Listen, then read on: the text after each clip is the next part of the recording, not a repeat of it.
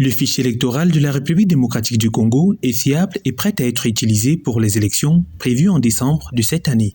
C'est la conclusion de l'audit réalisé pendant 6 jours par la Commission électorale nationale indépendante, la CENI, après 4 mois d'enrôlement des électeurs. Des délais jugés trop justes pour certains observateurs, dont l'Organisation internationale de la francophonie, qui s'est retirée du processus, émettant des réserves sur la qualité du travail dans de tels délais.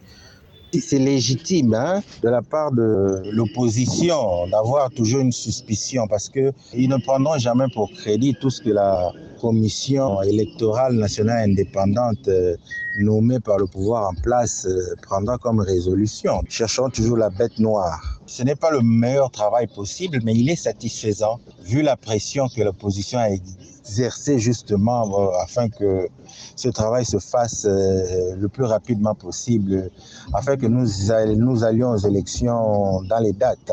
Avant l'audit, le fichier comptait un peu plus de 47 millions d'électeurs. D'après le rapport d'audit du fichier électoral présenté ce lundi 22 mai 2023, 3 344 183 électeurs en ont été radiés. Parmi les personnes écartées figurent notamment 2 235 798 doublons et 976 506 mineurs. À ces chiffres s'ajoutent 144 239 radiés pour photo et 1559 exclus. Après le travail d'analyse, ils ne sont plus que 43 955 181 autorisés à voter. Voici la question cruciale. Est-ce que nous pensons que cette opération a été fiable?